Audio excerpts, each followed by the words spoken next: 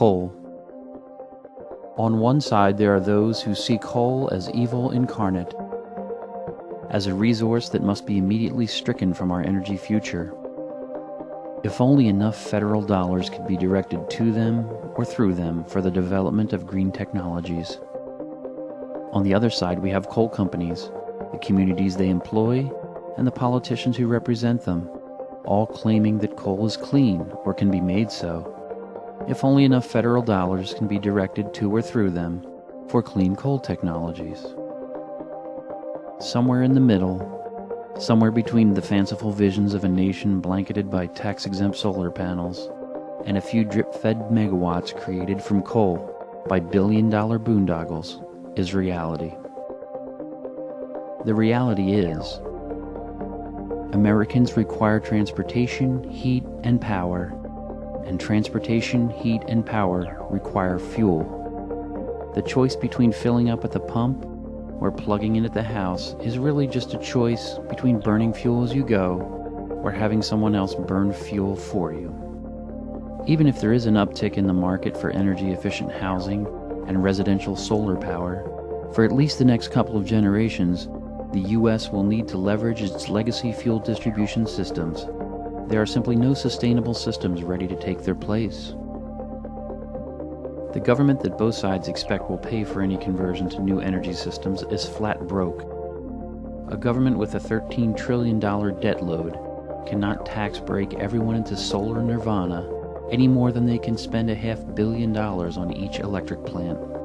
There is no way to mine or extract fuel without leaving some kind of footprint on the earth. But we cannot just throw away our environmental gains in a rush to feed our energy appetite. There is no escaping the fact that Americans like to breathe clean air and drink clean water. We obtain more of our energy from foreign sources than ever before. $750 million leaves the country each week to pay for crude oil that we can't produce ourselves. The reality is, the only real choices we have to make in the near future are, what are we going to burn? Where are we going to get it? And how are we going to burn it? So what do? We need fuel. We have a strong need to produce it ourselves. The fossil fuel resources we have on hand are by no means clean.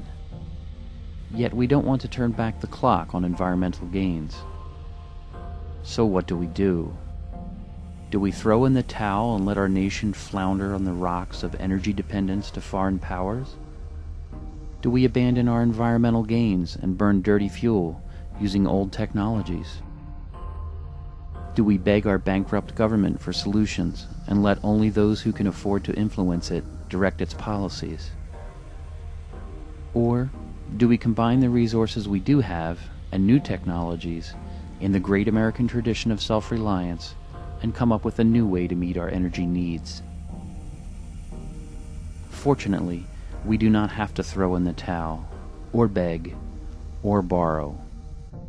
We can use our own resources and become energy independent again. Nature and science have already given us the recipe.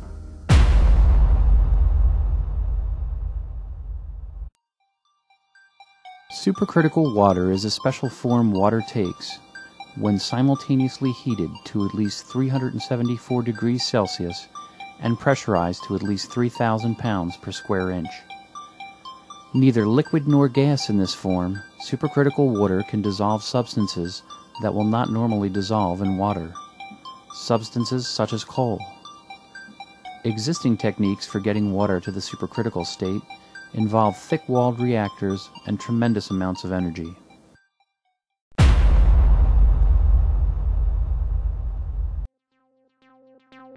Hydrous pyrolysis is the destruction of chemical bonds in very high-temperature water.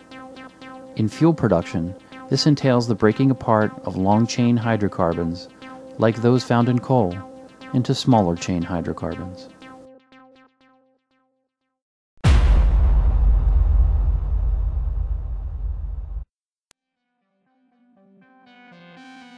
Hydrolytic disproportionation is the breaking apart of a substance by the action of hydrolysis, or adding hydrogen to it.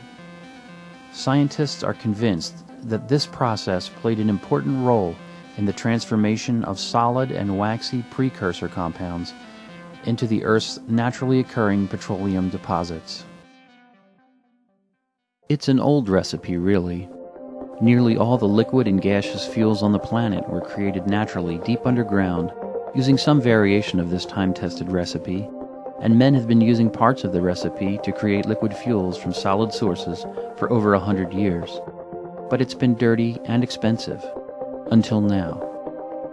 Hydrocarbon conversion and sequestration systems has discovered that we've been forgetting a key missing ingredient in our efforts to replicate nature, and has been able to identify and patent a way to complete the recipe.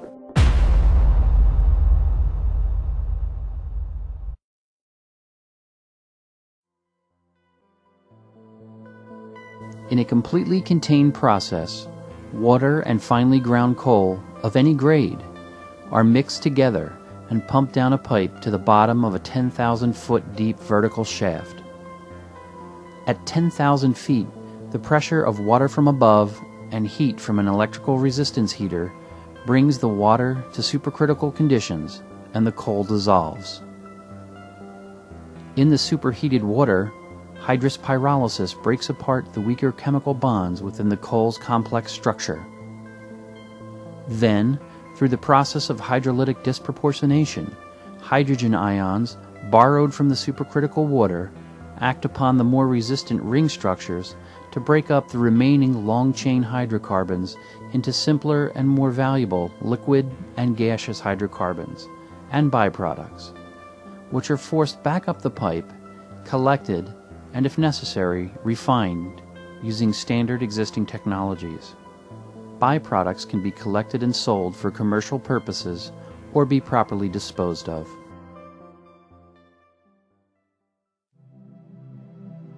Can it be so simple? Can a 10,000-foot deep well with 3 concentric pipes and some preparation, feeding, and collection machinery convert coal and other carbon-bearing solids into high-value liquid and gaseous hydrocarbons in a closed system capable of producing near zero emissions at 1/10 or less the cost of a single clean coal-fired power plant? In a word, yes. We're looking for enabling partners who want to help make America energy independent again. Visit our website at HC&SS LLC.com for more information.